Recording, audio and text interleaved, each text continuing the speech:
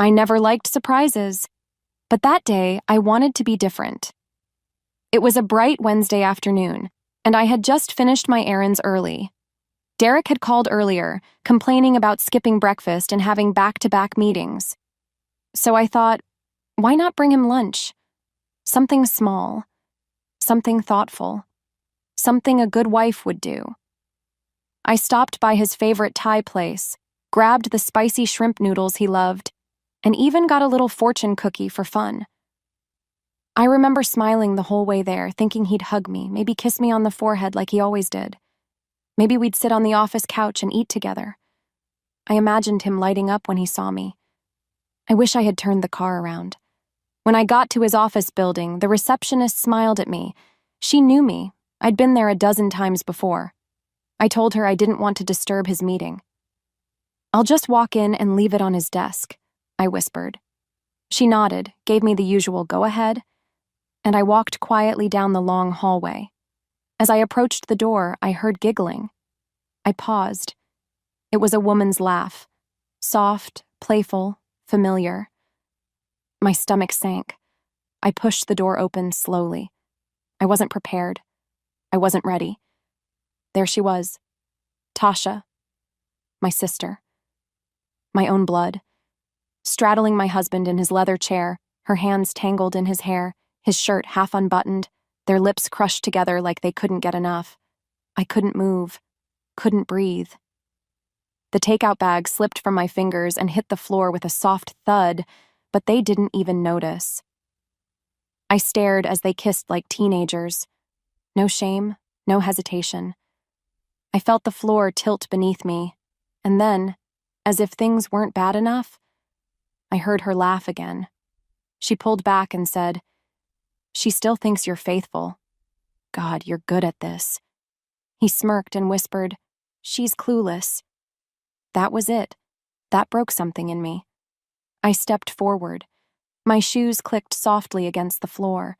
That's when Derek looked up. His eyes widened. "Vanessa." I raised my hand. I didn't want excuses. I didn't want tears. I didn't want explanations. I looked straight at the two people I loved most in the world, my husband, my sister, and I said only 5 words. "You two deserve each other." That was it.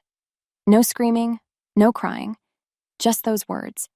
I turned around, walked out, and I didn't look back. As I stepped back into the hallway, my heart didn't break. Not yet. It was quiet. Too quiet. The pain hadn't hit me. Not fully. I was numb. My body moved like it was on autopilot. Down the hall, past the receptionist, into the elevator. The doors closed. Then came the first tear, and the second. And then I was sobbing. In that moment, my world had changed. Everything I knew, everything I trusted, gone in a blink. My own sister, my own husband. I didn't know what I'd do next. I didn't have a plan. I just knew one thing for sure. I was done being the woman who stayed silent. They say love makes you blind, but I wasn't blind. I just trusted too much. Derek and I met at a community outreach event downtown. He was helping run a fundraiser for youth education, and I was volunteering with my company. He was charming, kind, and full of ambition. We exchanged numbers over paper cups of warm lemonade and talked for hours under the city lights after the event ended. 6 months later, we were engaged. A year after that, we were married. Everyone said we were perfect together, and for a while, we were. Derek built his consulting business from the ground up, and I supported him every step of the way. I wasn't just his wife, I was his cheerleader, his sounding board, his late-night coffee runner when he worked overtime. We dreamed of traveling the world one day, buying a house in Napa, starting a family. Tasha, my younger sister, always said she admired our relationship. She would visit often, especially after her engagement ended 2 years ago. Her ex, Jacob, had cheated on her. She was heartbroken, and I offered her a place to crash whenever she needed it. She started coming by almost every weekend, then weekday evenings. I never minded. She was family. I'd cook while the two of them sat in the living room, laughing over silly memes or binge-watching shows. I'd come out with plates of food and see them sitting a little too close, but I brushed it off. I was the one wearing his ring, after all. I was his wife. Looking back now, I remember little things I ignored. Tasha started borrowing my clothes, sometimes without asking. At first, it was cute. She'd twirl around and say, "You always have the best taste." But then she'd start borrowing my perfume, my heels, even my bathrobe. I told myself she was just trying to feel better, heal. I noticed she always made a point of complimenting Derek. "You're so lucky to have a man like him," she'd say. "Smart, handsome, successful." She once joked, "If only I'd met him first." We all laughed, even me. There were other signs too, things I only now recognize as pieces of a bigger picture. One night, I walked into the kitchen late and found Tasha and Derek deep in conversation. They went quiet when I entered. Derek said they were talking about something personal, and Tasha looked nervous. I didn't press. Another time, I found a wine glass in the sink when I hadn't had any. Derek said he had one while working late, but I remembered only buying 3 glasses in that set. 2 were in the cabinet. 1 was in the sink. So who had the other? Again, I said nothing. Maybe I didn't want to believe it. Maybe I couldn't. Tasha had always been dramatic growing up, yes, and sometimes self-centered, but she was my sister. The same little girl who shared a bunk bed with me, who cried when I left for college, who brought me ice cream when I got dumped in my senior year. She wouldn't hurt me. Not like that. Right? My mother once told me, blood doesn't always mean loyalty. I wish I had listened. Derek started working later hours, saying his company was taking on new clients. I was proud of him. I'd pack him food, leave little notes in his laptop bag. Once, I surprised him with a note that said, "I believe in you." He texted me back a simple thanks, no heart, no emoji, just that. The warmth was fading, and I could feel it. But still, I stayed. I fought harder. I thought every couple went through rough patches. I didn't want to be one of those people who doubted their marriage over small things. Besides, Tasha was hurting. I was her big sister. I had to be there for her too. I was trying to hold everything together. And for a while it looked like it was working. But sometimes when you hold things too tightly, they shatter anyway. I don't know when the shift happened exactly, but once it did, I couldn't unsee it. It started with small things, tiny, out-of-place moments that left me uneasy. I brushed them off at first, thinking I was just tired, overthinking, maybe even insecure. But deep down, something in me had started to stir. One afternoon, I came home early from work and found Tasha lounging on my couch in my silk robe. Not one that looked like mine, my robe. The one Derek gave me for our anniversary, embroidered with a little V on the collar. She was sipping from a wine glass, watching one of those steamy reality shows. I stood there frozen. "Tasha," I said, trying to keep my voice even, "why are you wearing my robe?" She didn't flinch. "Oh," she laughed, waving a hand. "I got cold. Yours was just on the door." Mine, not a spare one. Mine. I didn't push it. I didn't want to be the dramatic sister who overreacted, but the knot in my stomach wouldn't go away. Then came the credit card charges. I checked our joint bank account one evening, looking for a refund from a return I'd made. Instead, I saw a $147 charge from a high-end boutique. I hadn't bought anything there. I asked Derek if he had. "No," he said, barely glancing up from his laptop. "Must have been you." I let it go, but I started paying closer attention. That week, I saw 2 more purchases, one for perfume, another for lingerie. I didn't say a word, but I knew I hadn't bought them, and I knew Derek hadn't either. Tasha had mentioned a sale at that same boutique a few days earlier. I tried not to jump to conclusions.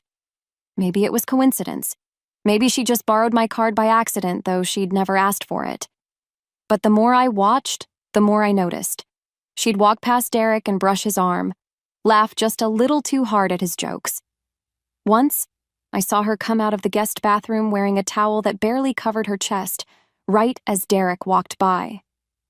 "Oh, I didn't know anyone was home," she giggled. I wanted to scream. Instead, I forced a smile.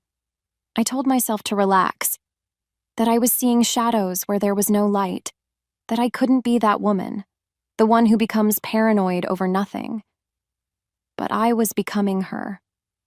One evening, my mom came by for dinner. She watched Tasha closely as she helped set the table, her eyes narrowing just slightly every time Tasha spoke. Later that night, after Tasha left early claiming a headache, my mom stayed behind to help with dishes. "She's getting too comfortable here," my mother said gently, drying a plate. "What do you mean?" I asked, trying not to sound defensive. She shrugged. "I just hope she remembers this is your home, your marriage." That stuck with me. My mom never said things without meaning. The final nudge came from Marcus, Derek's business partner and longtime friend. He and I had always gotten along. He was loyal, kind, and never once crossed a line. So when he pulled me aside after a company event one evening, I listened. "Vanessa," he said carefully, "I don't want to cause problems, but I think you should keep your eyes open." I asked what he meant. He hesitated, then said, "Just trust your instincts. Sometimes people closest to us aren't who they seem." He didn't say names. He didn't have to. That night, I sat on the edge of our bed while Derek snored softly beside me, and I stared at the ceiling. The silence in our room was louder than ever. I remembered all the little moments, the looks, the awkward silences, the too friendly smiles. I wanted to be wrong. God, I wanted to be wrong. But in my heart, I knew. Something was deeply, deeply off. I'd spent weeks trying to ignore the signs. Weeks pretending things were fine, that maybe I was overthinking it, that maybe my sister was just too familiar, and my husband was just too tired to notice. But the truth kept pulling at me like a thread I couldn't ignore, so I stopped pretending. One evening, Derek was out working late again. I sat on the couch scrolling through my phone when a message popped up. "Marcus, can we talk?" A few minutes later, we sat across from each other at a quiet corner cafe near my office. His eyes were filled with hesitation, but also concern. Genuine concern. "I don't want to overstep," he began, his hands folded around a cup of tea. "But something's not right. I've worked with Derek for years. I know him." I nodded slowly, letting him speak. "He's been acting off," he said, "coming in late, ducking calls, snapping at staff. And your sister, she's been around the office a lot lately, way more than before." I swallowed hard. "She says she's helping with marketing," Marcus continued, "but no one asked her to. And Derek doesn't seem to mind. If anything, he encourages it." I looked down at my hands, my fingers tightening into fists. Marcus leaned forward. "I don't want to hurt you, Vanessa, but you deserve to know what's going on." And that's when it clicked. The wine glass, the perfume, the awkward silences, the robe, the giggle I heard behind closed doors. It all started making sense. I took a deep breath. "What if I just showed up?" He blinked. "To the office?" I nodded. "Unannounced. Bring him lunch. No heads up. Just walk in and see what I find." He paused for a moment, then said quietly, "I think that's a good idea." The next morning, I woke up earlier than usual. My hands were shaking as I packed Derek's favorite lunch, spicy shrimp noodles from the Thai place down the street. I added a fortune cookie, like I always did. But this time, I wrote my own fortune inside. It read, "Truth always finds its way out." I placed it in the bag, zipped my jacket, and drove toward his office. The streets were calm, the sky cloudy. My heart pounded so loudly I could feel it in my throat. I parked a block away and sat in the car for a full 5 minutes. My fingers gripped the steering wheel. part of me wanted to drive away, pretend nothing was wrong. Go back home, light a candle, and wait for Derek to come home like always. But I couldn't do that anymore. I walked into the building. The receptionist smiled at me like she always did. "Hi, Mrs. Collins," she said warmly. "Hey," I replied, keeping my voice steady. "Just bringing Derek lunch. He's in?" She nodded. "Yep, just got in about 15 minutes ago." "Great," I smiled. "I'll just head back." She didn't question it. She never did. As I walked down the hallway, the familiar scent of office coffee and fresh paper filled the air. I passed by a row of offices, then turned the corner toward Derek's. And that's when I heard it. Laughter. Soft, playful, familiar. It was her. Tasha. I froze for just a second. My grip on the lunch bag tightened. My stomach turned, but my feet kept moving. I reached the door. It was slightly open. I pushed it gently. That moment. That image. It burned into my brain the second I saw it. Tasha, Derek, together. I didn't scream. I didn't cry. I stood there, just watching. Everything I had been trying to ignore was now right in front of me. No more doubt, no more wondering, no more hoping I was wrong. It was all true. The people I loved most had betrayed me in the worst way. And in that second, something inside me changed. I didn't scream, I didn't beg, I didn't ask why. I just stood there watching the two people who meant the world to me destroy it with their bare hands. And then I said 5 words. 5 words I never thought I'd say in my life. "You two deserve each other." Tasha froze. Her hands were still on Derek's shoulders. Derek stammered, reaching for me, but I had already turned and walked out. My legs carried me down the hallway like I was floating. I didn't feel the ground beneath my feet. I didn't hear anything. I don't even remember if the receptionist tried to speak to me. I got into the elevator, pressed the button, and let the silence wrap around me. But the moment the doors closed, my hands began to shake. My chest ached. Tears I didn't even realize I was holding in started falling, hot, fast, and unstoppable. I didn't go home. I couldn't. I drove to a nearby park and sat there in my car for what felt like hours, just breathing, just existing. And then I turned off my phone. For 3 days. No calls, no messages, no explanations, just silence. When I finally turned my phone back on, the first thing I saw were dozens of missed calls. From Derek, from Tasha, even from my mother. There were texts from friends, coworkers, and numbers I didn't recognize. Then I saw it, a video, a short shaky video, from someone in the office. It showed Tasha and Derek, mid-kiss, mid-laughter, and then me standing in the doorway, frozen. You could hear Derek say, "She's clueless." You could hear Tasha laugh. You could hear my 5 words. And you could see me walk out like I didn't have a single tear left to give. The video had gone viral. Hundreds of thousands of views in just one day. Apparently, someone from the marketing department had been testing the new internal camera system.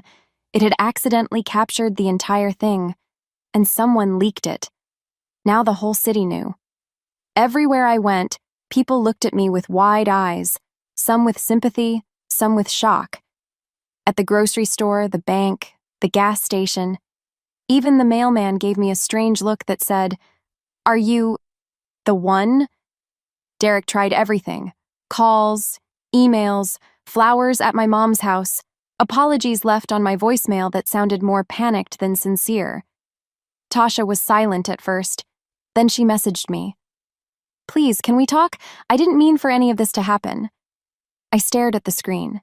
Didn't mean for it to happen? She planned it. She pursued him. She let it go on for months, maybe longer. And now that the world saw them for what they were, she was sorry? No. They weren't sorry for what they did. They were sorry they got caught. The fallout was brutal. Not for me, but for them. Derek's clients began pulling out. His biggest contract dropped him, citing reputation concerns. Tasha, who had just landed a job at a luxury lifestyle brand, was let go the same day the video went viral. Her name was everywhere, Twitter, Facebook, even morning talk shows. My mother was devastated. She kept saying, "I raised them better than this." She barely spoke to Tasha now. The house was quiet. As for me, I stayed silent. I didn't make a statement. I didn't respond to the press. I didn't take interviews or post anything online. I just stayed still. Because sometimes silence is the loudest response. And in that silence, something inside me began to heal. I wasn't embarrassed. I wasn't weak. I had nothing to be ashamed of. They broke something beautiful, but they did it in public. And now the world saw their true faces. I didn't have to scream. The world screamed for me. A week passed, then 2. I didn't hide, but I didn't chase attention either. I stayed with my mother, quietly picking up the pieces of my life one by one. Morning walks, hot tea, deep breaths, and silence. Beautiful, healing silence. But the calls never stopped. People wanted to hear my side. News anchors, bloggers, women's magazines. Even a talk show host's assistant left a voicemail. But I didn't answer any of them. Then came the invitation. An exclusive, live-streamed sit-down hosted by a well-known relationship therapist and media personality. She wanted to create space for healing, honesty, and growth. At first, I laughed. What healing? What honesty? Growth for who? But something about the timing felt right. And I realized I wasn't afraid of my truth. I wasn't the one who should be hiding. So I agreed. I asked that both Derek and Tasha be invited. They agreed. Probably thought it was their chance to control the narrative. Maybe even spin it to save their reputations. I showed up in a simple navy dress, clean makeup, hair pulled back, no drama, no sparkles. Just me. Derek wore his usual smug suit. Tasha tried to look soft and pitiful, like a victim of her own poor choices.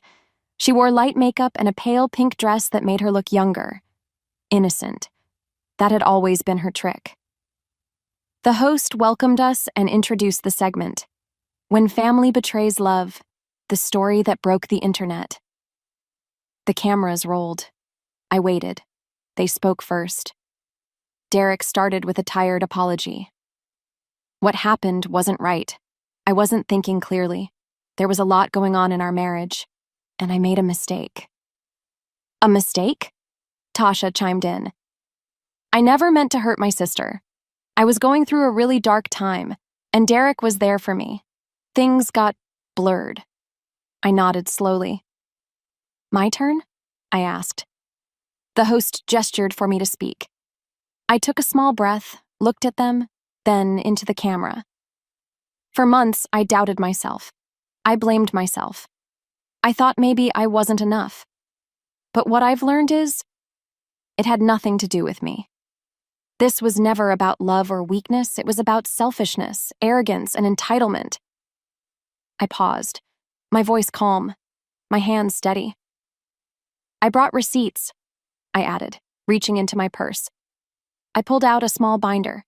Inside were printed emails, screenshots, phone records, all carefully dated. Tasha's fake pregnancy from years ago, something she had used to trap a man. The same pattern, the same behavior. The host blinked, surprised. The crew leaned in. I laid out everything. The boutique purchases on my card, the video time-stamped to prove how long it had all been going on, and even a note I had found in Derek's briefcase weeks before, written in Tasha's handwriting. A love letter. Derek's face drained of color. Tasha looked like she'd swallowed a stone. I didn't just come here to clear my name, I said. I came to reclaim it. I turned to the host. I'm starting a foundation, one for women who've been betrayed, not just by partners, but by family. We're calling it the Silent Strong. We'll offer free counseling, legal support, and community healing resources. The host clapped. The audience, watching live, lit up social media with support. Derek looked like he wanted to disappear. Tasha sat frozen, lips trembling. I turned back to them one last time. You thought you ruined me? I said. But all you did was set me free. That was it. No yelling, no tears, no begging, just truth. My truth. I walked off that stage with my head held high. Not because I won some battle, but because I walked through fire and came out whole. After the interview aired, I didn't expect the world to care, but they did. Messages poured in from strangers across the country, women, men, even teenagers, saying they saw themselves in my story, saying they admired how I stayed calm, how I took control without turning bitter. But I didn't do it for admiration. I did it for clarity, for peace, for me. The fallout came fast. Derek's firm collapsed within weeks. His biggest investors backed out. Clients severed ties. No one wanted their name associated with the man who cheated with his wife's sister. That was the headline now. Even his partner, Marcus, resigned. His name became a warning, a cautionary tale of ego and betrayal. Tasha tried to bounce back, but the internet never forgets. Job offers stopped. Collaborations were canceled. Her social media became a graveyard of old pictures and unanswered comments. She posted a vague apology once, but by then, no one was listening. Our mother, Evelyn, was heartbroken. She still saw Tasha as her daughter, but she couldn't look at her the same.